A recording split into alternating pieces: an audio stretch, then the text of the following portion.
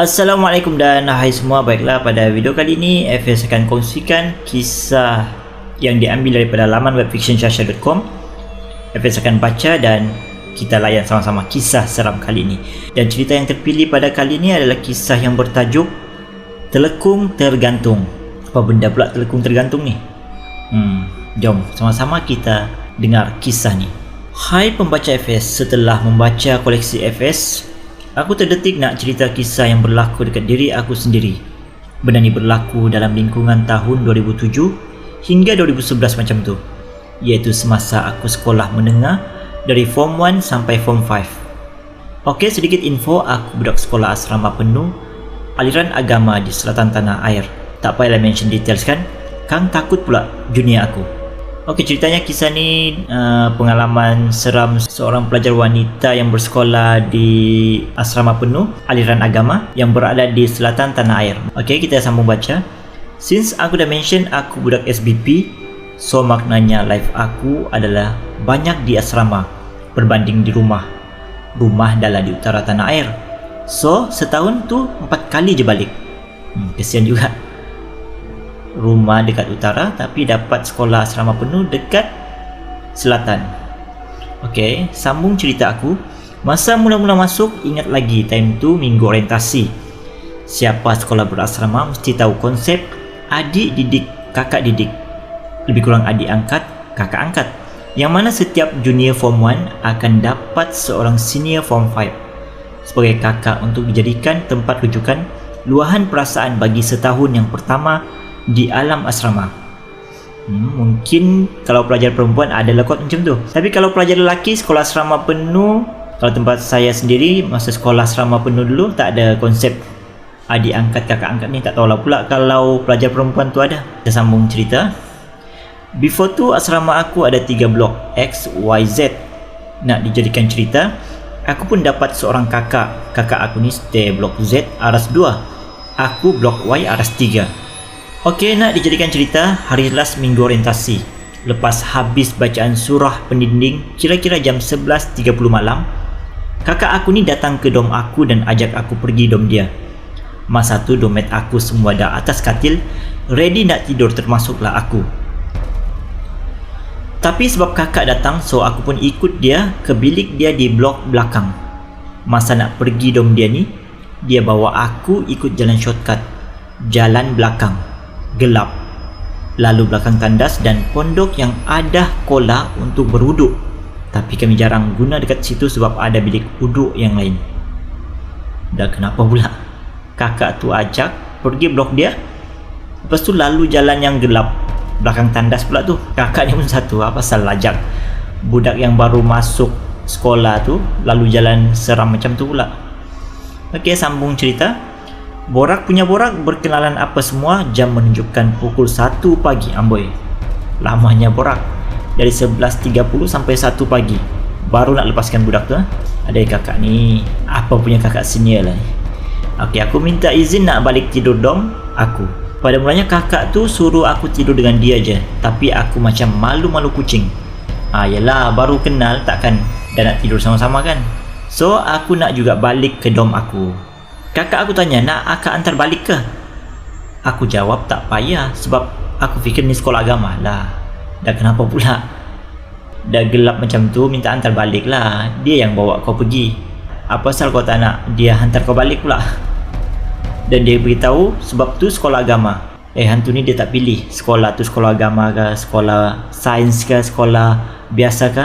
Kalau dia ada dekat situ, adalah tu dekat situ. Tapi aku tak cakap lah dekat dia apa yang aku fikir. Aku just cakap tak apa, boleh balik sendiri. Kakak aku pun mengalah lah, tapi dia pesan balik dom ikut jalan lagi satu, jangan ikut jalan datang tadi sebab gelap. Kalau ikut laluan koridor ada lampu.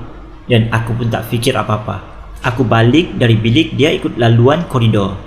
Okey, tadi dia pergi ke blok kakak tu, dia ikut laluan belakang, ikut shortcut. Dan balik ke dom dia balik, dia ikut laluan biasa iaitu laluan koridor. Kiranya koridor ni terang sikit lah berbanding laluan belakang tadi yang gelap. Okey, kita sambung. Dari blok dia ke blok aku sempat jeling jam. Uish, dah pukul 1.20 pagi dah. Semua dom yang aku lalu di sepanjang aras bawah tu, semua orang tidur. Tak ada yang stay up. Memanglah dah pukul 1:30 tu. Sampailah selang 2 dom dari tangga, aku menjeling ke pondok wuduk tu. Aku ternampak di pondok tempat ambil wuduk tu ada orang gantung telekung.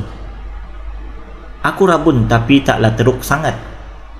Masa tu dalam hati aku, lah, siapa pula gantung telekung dekat sini? Jadi dia nampak dekat tempat ambil wuduk tu ada telekung yang tergantung. Orang gantung kah? Digantung kah? Ataupun telekung tu benda lain? Jom kita teruskan bacaan. Sambil berjalan aku pandang betul-betul. Aku kecikkan mata aku sebab aku nak tengok kenapa ada telekung tergantung dekat situ. Gang hujan basah macam mana pula? Tanpa aku sedar, aku semakin berjalan menghampiri telekung tu, dan jarak aku dengan telekung tu sekarang hanya ada 1 depah saja. Masa tu baru aku perasan ada muka di telekung tu. Dan mata dia pandang aku. Muka dia muka manusia, tapi macam merah-merah sikit. Mata dia terjegil macam tengah marah sambil pandang aku. Untuk beberapa ketika, waktu aku mula sedar yang apa aku tengah berhadapan itu bukanlah telekung tergantung. Aku jadi kaku.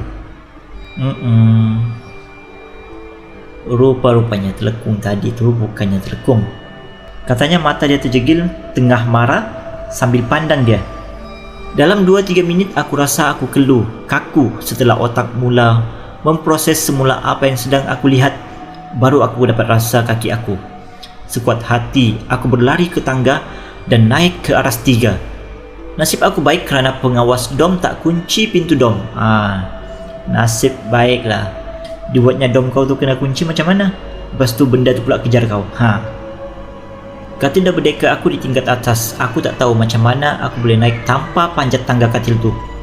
Pintu dom pun aku tak tutup. Maksudnya dia masuk je dom, dia terus lompat ke atas. Dia kata dia pun tak tahu macam mana dia naik ke katil tanpa panjat tangga. Dada aku berombak laju hingga sukar untuk aku baca ayat suci. Fikiran aku terbayang-bayang susuk yang aku lihat sebentar tadi. Kalau dah ketakutan macam tu, memang nak baca pun semua tak teratur dah. Apa yang nak dibaca tak keluar dari mulut. Bagaimana sekiranya aku buka selimut ini dan dia berada di sebelah katil aku? Aku membaca kalam Allah perlahan-lahan sambil menangis ketakutan. Aku cuba lelapkan mata sehingga aku tidak sedar bila aku tertidur akibat terlalu letih dan terkejut.